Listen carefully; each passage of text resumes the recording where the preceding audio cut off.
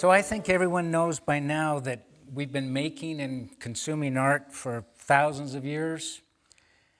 And it's been said that art is really a playground for the mind.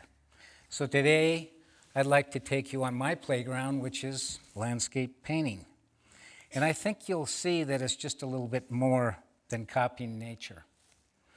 So my goal today is to really try and get you to look at things in a different way so that you can interpret landscape in a little bit more rewarding process and look at it from multiple viewpoints. And I think maybe it could really change some of the ways you think. This was a painting about editing things, sticking to the rapid that I loved looking at. I just want to give you a little bit of background on landscape painting. This was a painting done by Simon Dennis in 1789. Now, most people are really surprised, I think, to learn that going out in nature to paint a landscape for one's own pleasure or maybe even to sell is a relatively new event in art history. So this is typical of what they did. And up until the late Renaissance, the production of art in Western civilization was really dominated by the church and wealthy merchants in the form of commissions for the artists. So during Leonardo's time in the early 1500s, things began to change, and artists began to explore the effects known as chiaroscuro, or the bluing and graying of objects as they receded into the distance. This is one of the most famous paintings in the world. But she wouldn't be quite as famous if it weren't for this mysterious landscape that surrounds her. See, Leonardo really understood that the landscape was the stage upon which everything and every experience we have takes place. And that's a very important thing to remember. So if we fast forward and we go into about the mid to late 1700s, a group of Frenchmen wintering outside of Rome began to go out and paint outside just for their own pleasure. And that's really when modern-day landscape painting was born. Then they would take all these outdoor studies, go in, make larger studies in the studios. And it's a fascinating change. So this is an example of what you would find laying around in an artist's studio at the time. And then patrons would come to visit the studio, and they became enthralled with the vibrancy and the freshness of these little outdoor sketches. They'd really never seen anything like it. And of course, then they'd say, well, are these for sale? And the artist would say, well, of course not. They're my working studies. Yeah, really. I got a lot of these laying around, by the way. So they make great collections. And that's really the way we enjoy these paintings now. These little studies are gems. So by the mid-1800s, tube paint became available, which really contributed to the ease of the artist's travel. And Monet and the gang of Impressionists really took out into the open air. And landscape painting really came into its own then. It was no longer the background. It was front and center. So today, myself and so many other artists practice the same tradition of sketching outside and working up larger paintings in the studio. And over the years, I got rained out on this one, but over the years, I've piled up tons of paintings. And I have racks full of them in my studio. And, you know, they vary in quality and everything else, but it doesn't matter. They're what I call art push-ups. They're how you gain strength and experience in your field. You learn your skills. And every time one of these paintings, I look at these paintings, it just represents this moment in time. And they're my visual diaries. It's the story on this stage that our lives take place in. So landscape provides our emotions with this endless variation of moods created by the weather and light and all the energy of the plants and animals. But one of the most important things is that it provides this fodder for this thing that nurtures the playgrounds of our minds. Yeah, hi there. This is a painting called Intimate Encounter, and it's a 30 by 60 inch painting, and it's about how landscape is really hardwired into our brains. Now, I just want you to pretend for a moment that you're, say, a hunter-gatherer, and you're peeking out from behind these leaves, and all of your senses are really elevated because your life really depends on it, right? So you have to make sense out of this complex scene. And you've developed these abilities to organize these shapes and patterns and rhythms in front of you. And it's through this pattern extraction, if you want to call it that you're better able to navigate all these dangers that are inherent in these ancient landscapes. But it's funny what a scene like this can provoke. And since it took on such a musical tone as I was painting, I began to wonder if music had really evolved from our need to identify these patterns and rhythms for our own survival. And then maybe music gave birth to math and physics as we tried to explain this world that we live in. And maybe the visual arts are themselves just mind exercises to prepare us for real life, both big and small problem solving. Now, the leaves and the trunks were painted. I actually began to arrange them in musical terms. Someday maybe Phil can fill this in for me. But ask yourself, what kind of sound can you visualize? And how does the syncopation of these shapes influence your sense of rhythm and pattern as you navigate through this scene? It becomes more than just a mere aspen grove when you begin to allow yourself to think that way.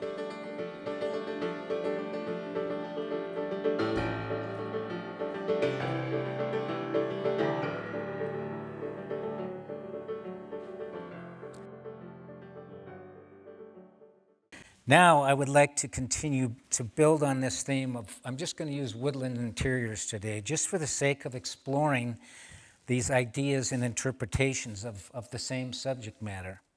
So this is a painting that's 16 by 22 inches, done by Isaac Levitan, one of my favorite Russian painters, who died in 1900 at age 40. When I look at the tree on the far right here, I think of this as the conductor, and the little arms outstretched.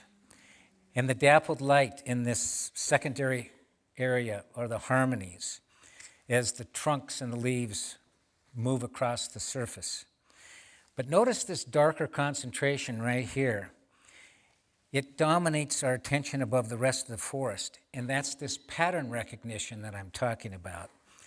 It gives us an anchor. It's like our main character or a root note in music. And it keeps us from just going all over the place. And Levitan was really close friends with some of the leading musicians and composers and the literary heroes of his time, and he knew the parallels between the visual arts and the rest of the humanities. So you can just think of it as a pure birch forest, but to me, he had musical intentions. And even if he didn't, it's fun to read that into the painting. This is another one of my favorite artists called Gustav Klimt, Birchwood Interior, and it's 39 by 42 inches. So the first thing we notice is this square format. It's much more dynamic, especially with this high horizon line, than Levitan's rectangular piece. And Klimt is really more decorative, and it's jazzier in its musicality. And it's very sophisticated in its use of color and texture and values. If you just squint your eyes, with the exception of this dark trunk on the right, everything is very close in terms of its lightness or darkness. Very hard thing to achieve. So the overall effect of this painting, I think, creates a vibration. And it's much like timbre in music, which is really the sound of the note after the instrument starts playing it. And Klimt's painting is also full of what we call fractals, which are basically the same shapes repeated in different sizes and variations. And it's these fractals that we use in physics to help explain the similarities visually, how we see the universe. And look at the sky openings, the dominant ones here. This is this hierarchical system of dominance which really begins to take shape in this painting. These are the passageways for our eyes. And these patterns guide us through this complex system here. And so the thing about great paintings is that they always have these kind of layers of discoveries. And look at these golden flecks of sunlight. You hardly notice them at first. And these branches in the foreground, carefully placed. And I love the juxtaposition of this dark trunk on the right and its counterpart on the left. The big evil monster and the good guy just barely surfacing, if you want to think of it that way. And block one out with your hand, either one, and see how it changes the character of the painting. I love it when the audience does what I say. It's great. But this is a painting that you will never get tired of looking at. It's just so interesting.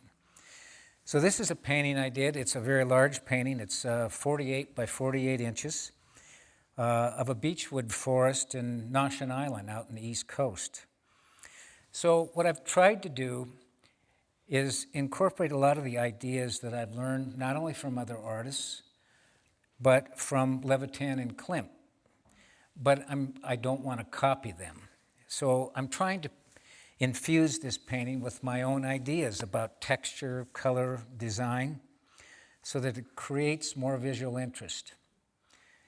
And, you know, it's not some flatly rendered painting. I was going to try and bring it in today, but it was too big to even get in the pickup with the frame on it.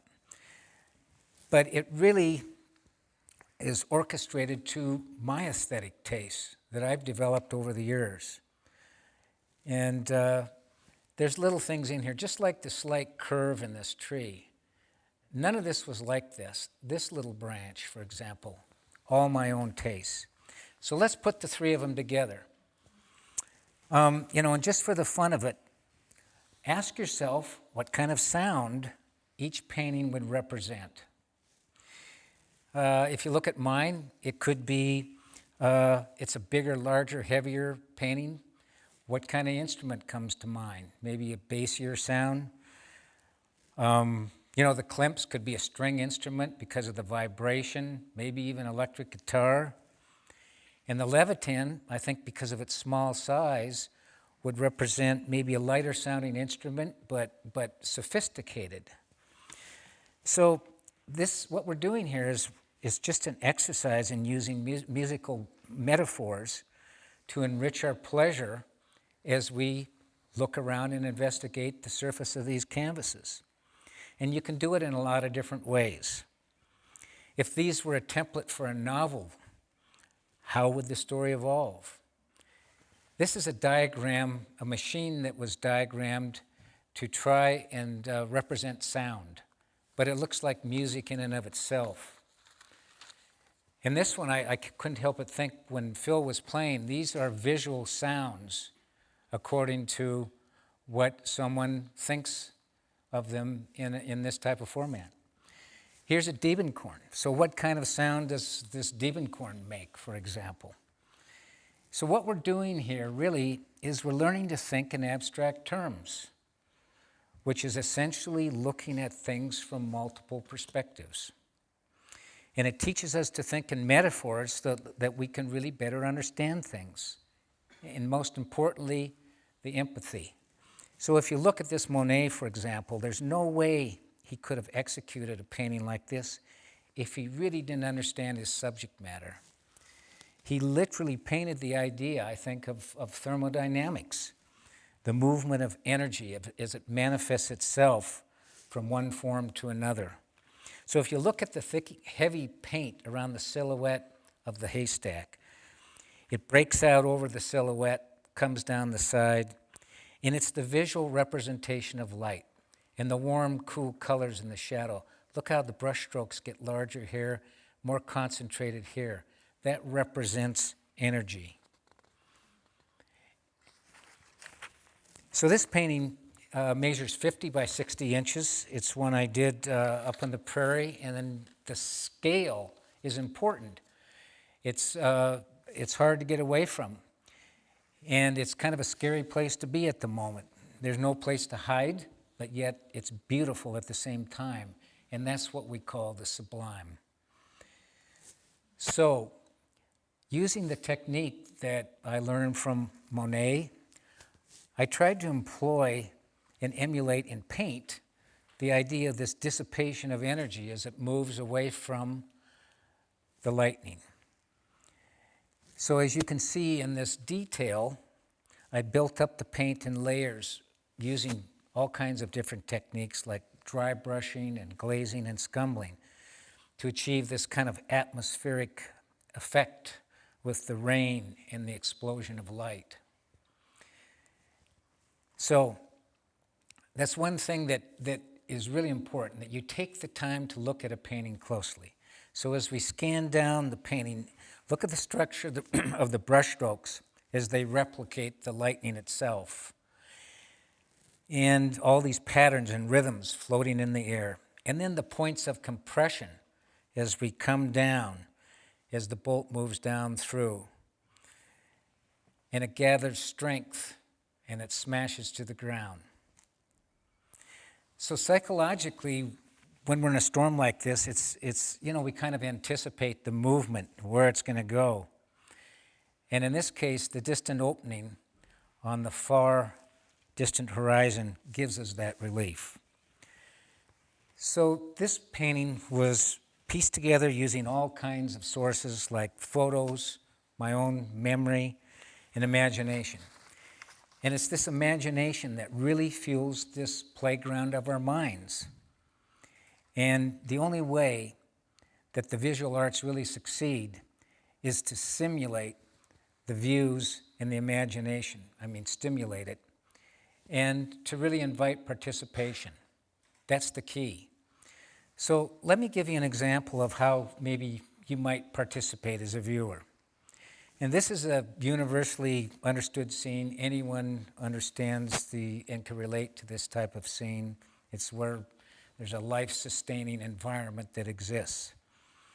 And while we're attracted to these scenes for a lot of different reasons, like fishing, let's do another little mind game here. Let's just pretend that you've been there, done that, caught the same old fish.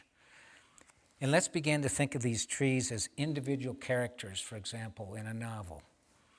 So how would you develop this scene as a story? Well, you might start with the bare bones and try to develop the main character and the supporting actors so that everything unfolds in an interesting and provocative way. Believe it or not, I actually think about these things when I'm trying to do a painting. I'm trying to write a novel in paint, and I don't think about objects in nature as being inanimate. These trees are alive. They have similar struggles in life just like we do. So I thought, why not paint them that way? They're the lungs of the world, and the vascular structure that really supports them is the same as ours, right down to the sound of the water being pumped to each and every leaf and molecule in our bodies. And I see each tree and bush as kind of interactive members of society. You can just hear them gossiping between each other. You're probably thinking by now, what's this guy on? Trees, people, what's this little character doing here? How does it relate to the rest of these people in this whole scenario? And you can look at it forever, trying to imagine all the different scenarios. But really, it's these exercises, I think, that cultivate the problem-solving abilities in real life. This is the Shields River, where I live. And here's another example, I think, of a creative adventure. I was attracted by just the patina on this rock, and the painting is hanging out in the hall. And earlier I had photographed this lizard. And so I just decided to put the two of them together and call him Time Traveler. And I had a lot of fun just building up the paint. You can see the texture of the canvas, palette knife scrapings, everything, just exploring all the different possibilities of how I could make this visually exciting. Without the lizard, it's nothing but an abstract bunch of shapes. And then I invented this terrain for him to kind of cling to. And this little movement across the top was a scrape on the rock. And together with accenting all of these lines down here, it flips the lizard forward. So it looks like he's going to take off at any moment. And those are the fun, inventive things that you begin to explore.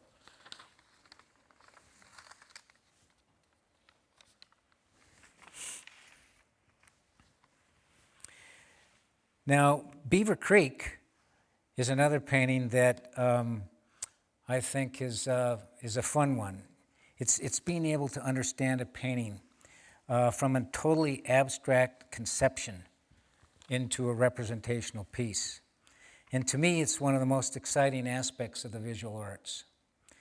It's this kind of duality that I really try to get into my paintings. You can appreciate it from different levels. You can appreciate it from all the intricacies based on abstract ideas that evolve into a representational format. So you can go back and forth. And it's full of hard and soft edges. So hard edges attract attention, just like a loud note. Soft edges create a whole different mood, kind of the stage upon which these main instruments perform. And it's just like, I think, words and poetry. These edges begin to manipulate how the sentence will form and how it ends. And as we pull out into the whole view, you can see how all this jumble begins to come together in all these different shapes and patterns.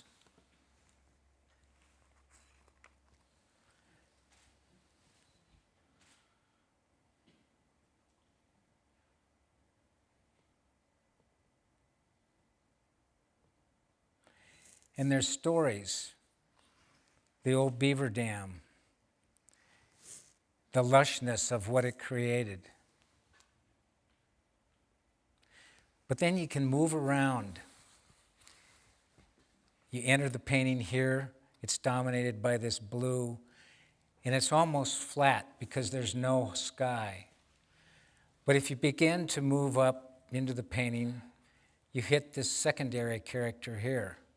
And this is all invention. I just orchestrated the whole thing. Walk up into here, and there's a kind of a little minuet going on.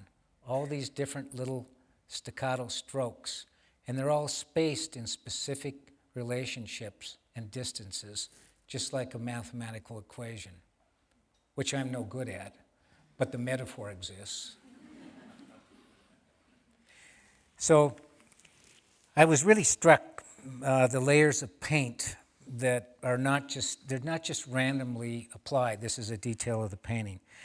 They're really premeditated, but you're always leaving yourself room to experiment. And the layers really include kind of a rough draft, just like in a novel, and the finished document all in one. You can see the thin layers on up to the dry brush and everything else. And I like paintings that are done over time, the layers, because it really reveals the thought process and the struggle of an artist to reach a conclusion.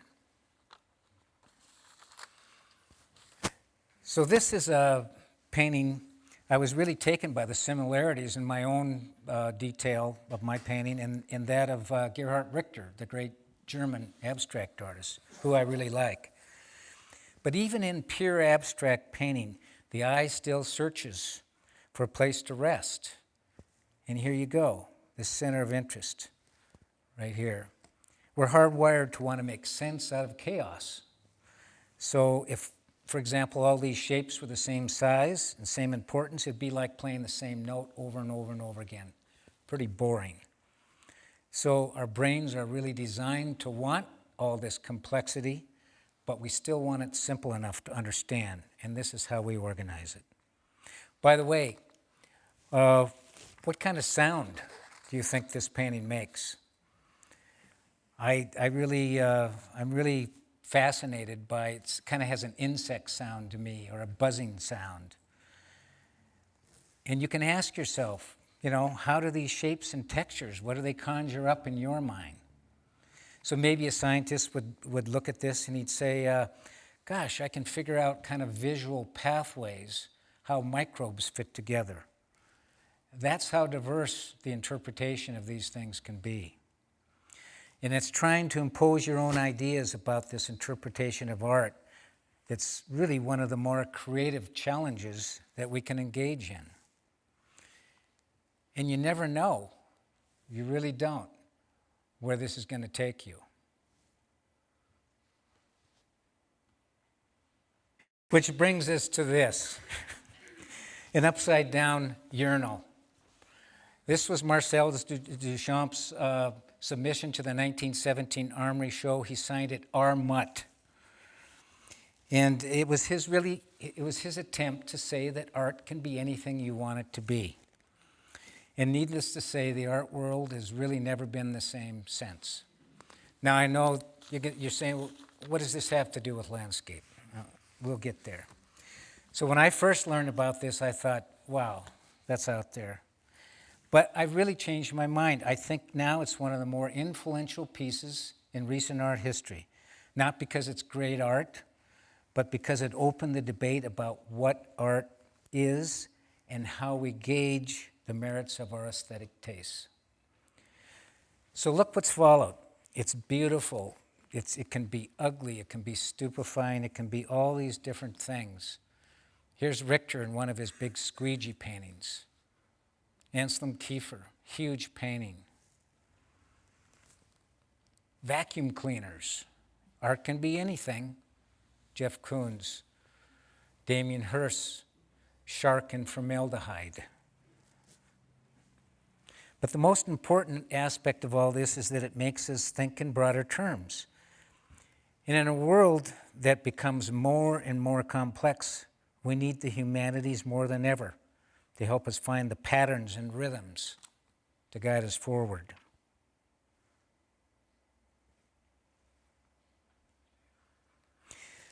So, I often look at this pile of paint on my tabouret in my studio as this landscape of my kind of successes and failures. It's kind of weird. But I think about all the great masterpieces I thought I would have happened by now, and they're all buried in this chaotic mess. And but I also see these shapes and these patterns and these rhythms and all the stories that go along with these things, and it continues to really inspire me. So I'd like to end this little talk with something that Carol and I call land snorkeling. And it's the idea that you just go out and you wander and you wonder. And you look at nature from different perspectives. The texture of the dried grasses and the sounds they make as you walk through them. The cattails and the little song that they sing in the wind when they move back and forth. And all the different universes that live on a chokecherry branch. And the thunder. So take a closer look and ask yourself, what are the different ways that I can look at this? Walk through the path, enjoy the light, the smell, and the representation through the paint. Look at a bend in the river. We always see big picture stuff. But look at those little fingers of water climbing back against the stream to do it all over again. or just the simple elegance of a cloud as you're floating the Missouri River.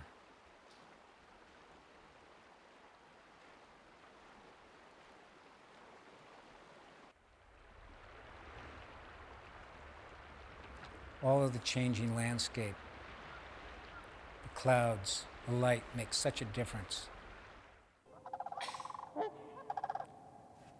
Defining the Badlands through shapes and texture, rhythms. They help navigate through the same.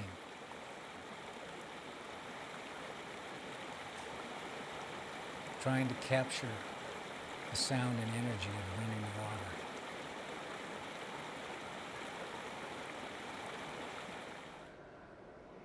Our own backyard.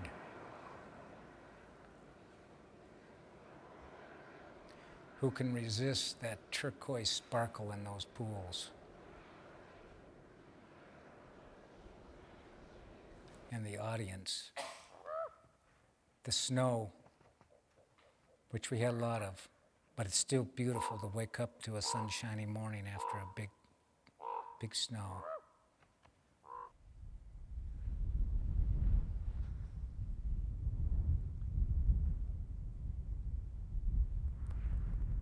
The sound of grass as it blows in the wind, the tinsel strength, how it snaps back at different rates, has always fascinated me.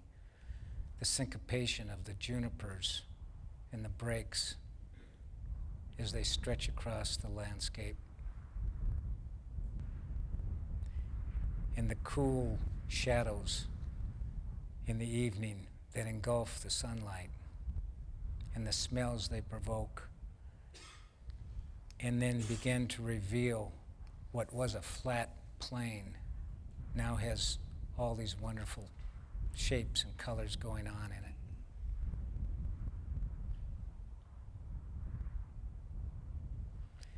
And just some simple rabbit brush blooming in the fall.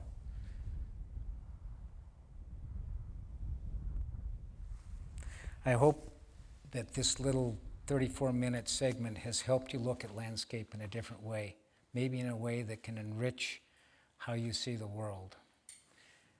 So, the playground's open.